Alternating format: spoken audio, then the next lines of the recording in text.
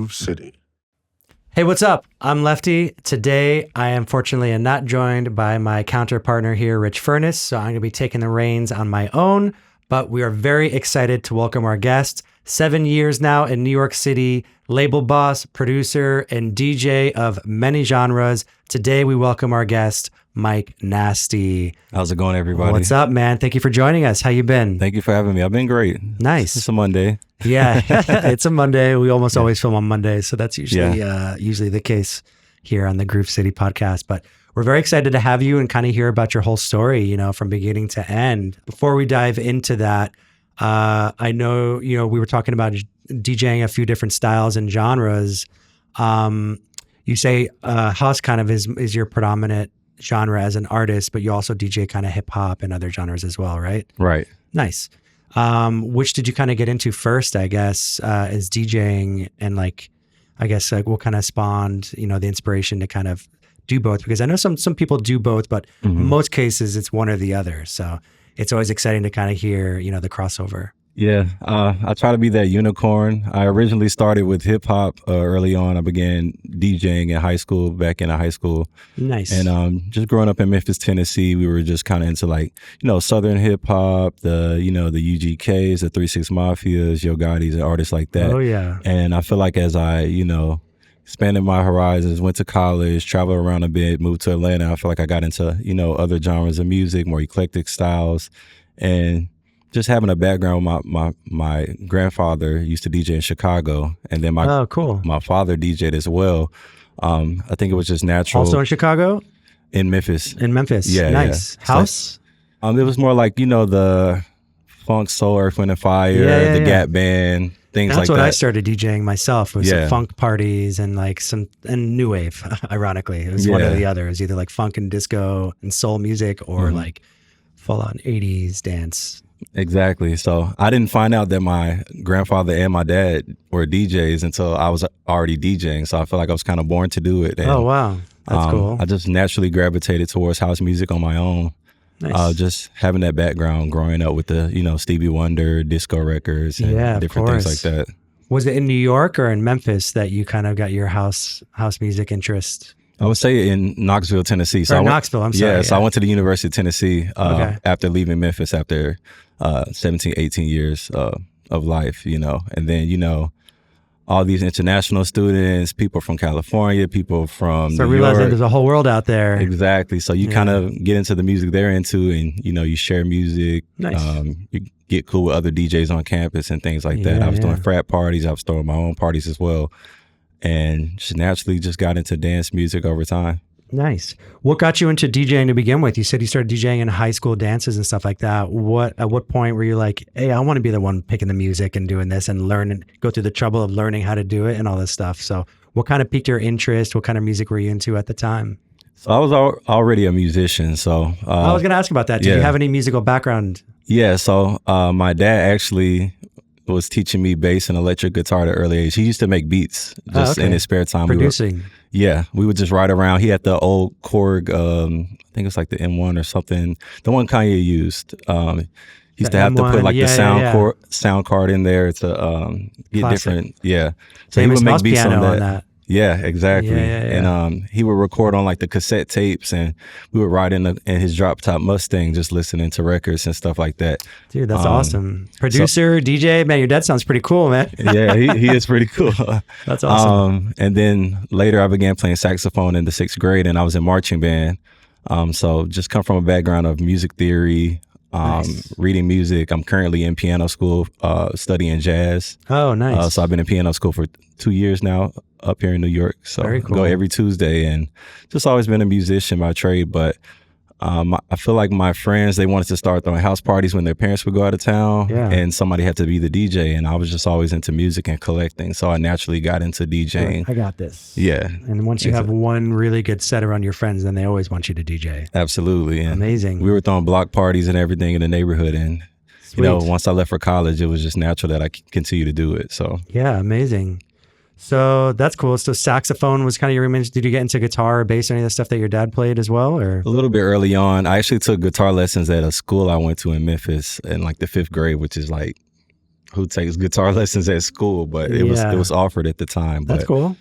It was hard to get the calluses on your fingers and stuff like that. That's the hardest step to get past, man. Yeah. I've been playing a lot more guitar, which was my first instrument personally, and I've been getting back into it. And at the first week, it's just like kills you when you don't play a lot. Yeah, it wasn't for me, but my dad, he still plays to this day. Like he'll walk on the treadmill and exercise and play the bass. Oh, like, yeah. Yeah. Nice. He used to have a band in high school Nice. called Street Wave. So sweet. Yeah. That's awesome, man.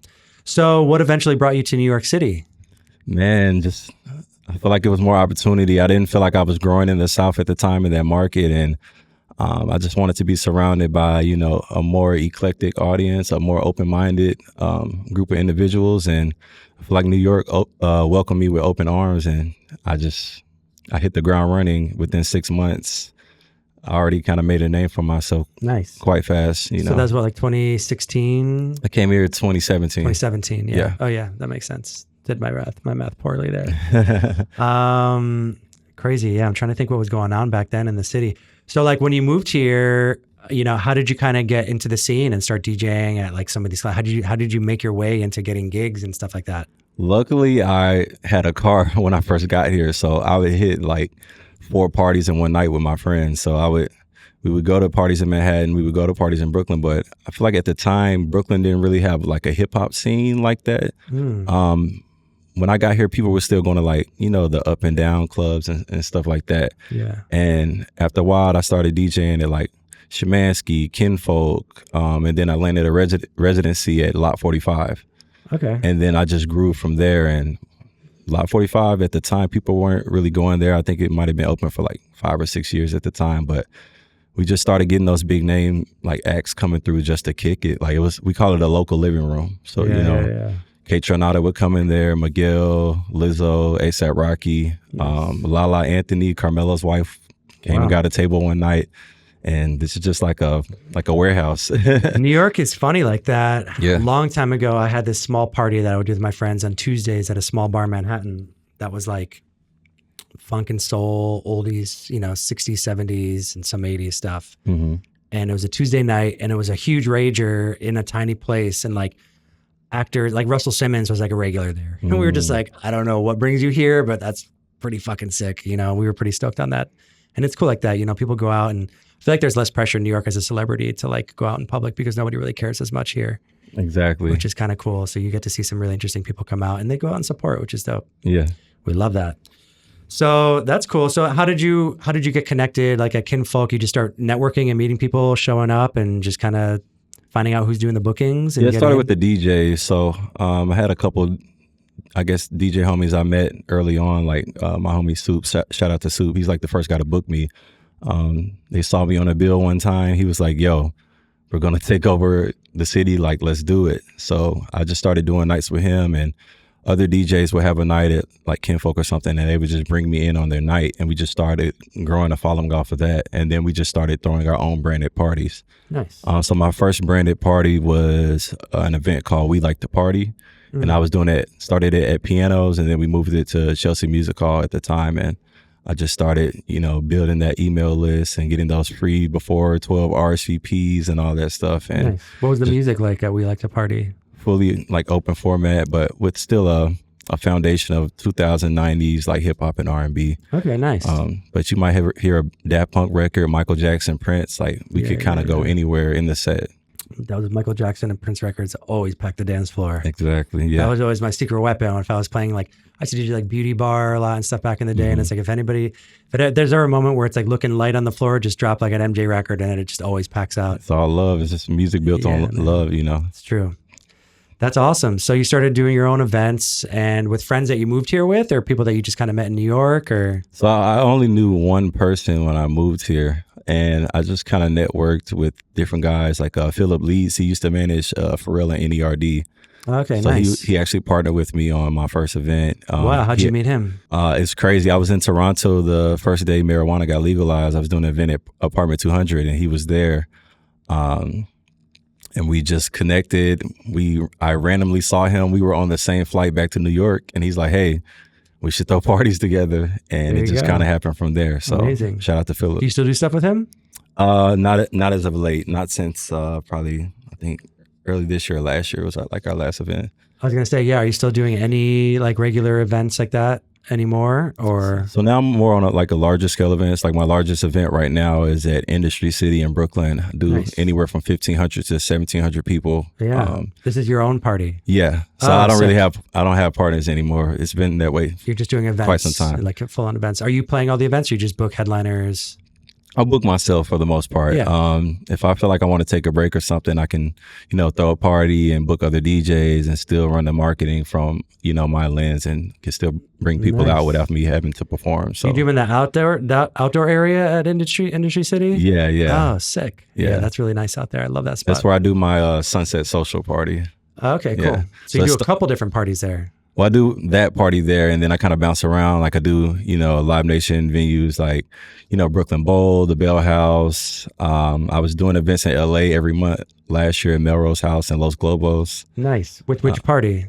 So I was doing my house music party, Jumpin' Thumpin' out there every month. And then nice. I love that name. Yeah. That's good. I got it from a Todd Terry song. Oh yeah, sick. And then I would throw like an R&B nights or something like that. Like my R&B parties are really, really good. Oh yeah.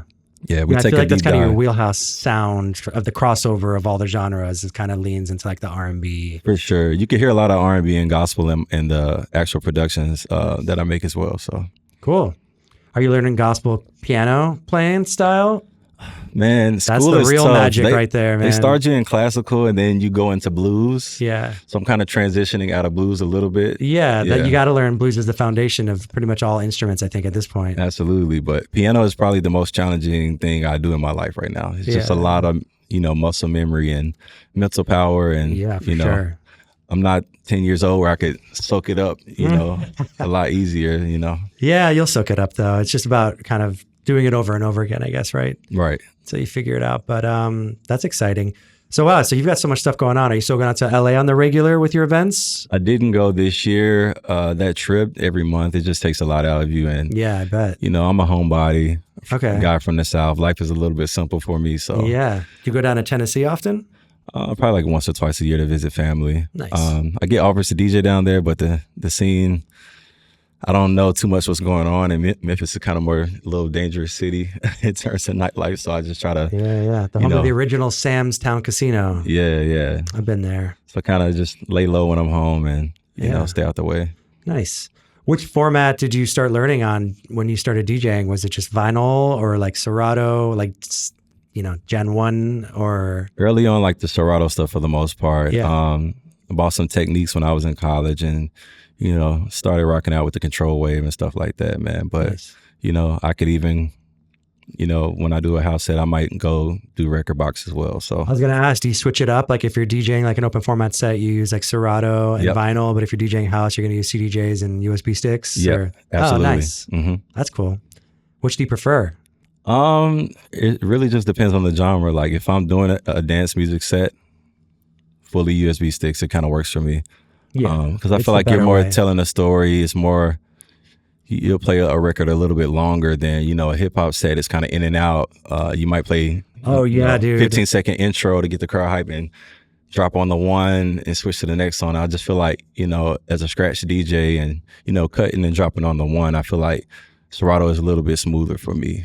You got to be quick. Yeah. In those parties. I Super saw Just Blaze DJ once at Output a long time ago, and it was sick, but it was like all intros. I was like, man, this guy is just lighting it up right now. It's like 15 seconds at a time of all these. He played like 1,000 songs in 10 minutes. I was like, this is unbelievable. I've never experienced anything like that. The party rocker style. It calls he was for it. lighting it up too. The place was about to explode. I was like, wow, this is one of the craziest sets I've ever seen. Mm-hmm. And I don't go to a lot of like open format parties, to be honest, but I've been to a bunch. I've been to many around the city, all the classic clubs, Avenue, and all these places like that. They used to do all that stuff. And that was just like lit up. And I was like, oh, the intros game is real in this scene. Absolutely. Which is funny. Yeah. So you definitely got to be quick. And I guess a lot of DJs always talk about how they prefer like the type search on the keyboard on the laptop for like open format hip hop sets. Yeah. Is the better way to do it. It depends. Like if you're more into blends and longer blends and stuff like that, you could probably, get away with not using Serato. But just for me personally and a lot of, DJs that are just in my network of like, being able to type in a search or, let's say I forget to download a song or some celebrity comes in and has a request, I have the access to the internet and Wi-Fi. Versus if I leave the house and I only have a USB stick, I can't download. That's the beauty of being a house artist DJ, though, is when somebody comes to you and they go, "Oh, can I request Bad Bunny?" I'm just like, "Sorry, I don't have it." It depends on where you're playing. Carl Craig and Kerry Chandler tonight. Yeah, sorry. Exactly. Sometimes you just gotta understand. At least they need to understand that you're not going to have everything. But it depends on where you're DJing too. If you're DJing in small places, you're likely to come get requests from people. But, some of the bigger events like you're doing now too. So you've stopped doing kind of some of your regular events in other cities and you've kind of taken it easier this year. You said you're doing a lot of production and stuff now. Yes. Just to ask, which DAW are you working on? Are you in Ableton? I'm in FL Studio. FL Studio. I've been in FL nice. Studio since middle school. Oh, wow. Yeah. It was like FL you were in Fruity Loops, the old school Fruity something Loops. at the time. Yeah. Wow. Nice. But I dabble in machine. Like I have like I think it's MK2 or something like that. Okay. Like, I got it back in like 2015. So you've been producing for a long time already. Yeah. I was producing before I was DJing. Oh, okay. That was your main thing. Were you producing other people or just kind of making music for yourself? I was making it for rappers. My brother used to rap. I would make beats for him. I had a MySpace music page at the time. Oh yeah, nice. It was just it was a weird time. I think I was in high school, so you don't take it as seriously as you think you would. But yeah. I feel like once I got into college, I started taking it more seriously. And then when I moved to Atlanta, I actually used to like shadow different producers like DJ Burn One or Black Metaphor. The best way to learn. Yeah. Is to go in the room with somebody who's kind of more experienced and seasoned, and kind of learn the gear, especially in the studio. It's like when you can get somebody to actually show you hands-on how to use the gear and to to learn it, like I started recording on 4-tracks back in the day. And I remember my friends all went to like music school and they gave me like a cracked version of Nuendo. Like, if you want to start using your laptop to record, here's software. I was like, oh my God, I had no idea what compressors were and any of that. And then they announced GarageBand on the MacBook in like 2002 or something like that. I was like, I'm going to get one of these. This looks sick. I've always wanted an Apple computer. And now it comes with this free software and it looks super easy to use. And that's when I switched over and it's been amazing since. So I've been on Logic pretty much since like 2006. I kind of dabbled in Logic a little bit when I lived in Atlanta, just because a lot of the studios, that's what they had at the time. But Logic. I do want to get into Ableton a lot more for sure. I figured a lot of them would have been like Pro Tools in those studios. More the engineers, yeah. Yeah, I guess so, right? Yeah. Crazy. So yeah, Ableton's really popular now, in the modern day. I feel like it's kind of become like the number one, but I'm a Logic head, for life. I mean, Disclosure uses Logic and they make it look like the greatest thing ever. That is very true. Like their live streams they used to do. I don't know if they do them anymore. No, I used to watch some of those. I actually bought the kick synth they use because they were using it. I was like, that looks pretty sick. They are genius. I didn't love it. Yeah, they are. They're very good. It's crazy how talented they are. Very exciting. So producing, are you releasing a lot of music right now as Mike Nasty? Yeah. So I dropped 2 projects earlier this year. One the summer and smaller EP. Nice. And I dropped the album early in the spring this year. So are you releasing these on your label, Nasty Records? Nasty Tracks, yeah. Nasty Tracks, I'm sorry. Yeah. Oh, very cool. Tell us about your label. So I started the label, it's quite young. I think it's been about 2 or 3 years. Have a good team. I got DJ promotions. I have access to PR and different things to where, usually as an independent artist, you can't, I guess get your music in the hands of these big DJs, but a lot of big DJs have been able to, access my music. Some of them have reached out and said congrats on the EP and different things. So I get good feedback on it, and amazing. I like the way I'm moving right now independently. Yeah. Are you releasing other artists as well, or just kind of using it to self-release your own stuff? I haven't yet. I had this goal. I was just like, I want to build up my catalog and just have like hundreds of records of my own. But I do next year. I think I want to collab with other artists. I still make remixes for other artists and they release them on their own labels and stuff. But I hope you're good at accounting, because running a record label is tough when it comes to that regard. It's like the hardest part about it all. But otherwise, it's a really great experience. I have my own label and I love it. I release a lot of other artists. It's been a blast kind of connecting with people and seeing the reach. It's always amazing. You think it wouldn't be that big of a deal kind of starting your own label to self-release your stuff. And then you kind of start realizing that you kind of get a reach from it, It's like a little intimidating, I think, at first. So I think if there's any advice you would give to somebody who does want to start self-releasing their music, is there anything you would kind of tell them to be like, hey, here's some necessary steps that you should, consider, or things to not really be afraid of? I feel like a lot of artists I talk to, they're kind of perfectionists about making music. They kind of hoard it. They may make 200-300 records, and I'm like, yo, you got to put stuff out. And then, although you may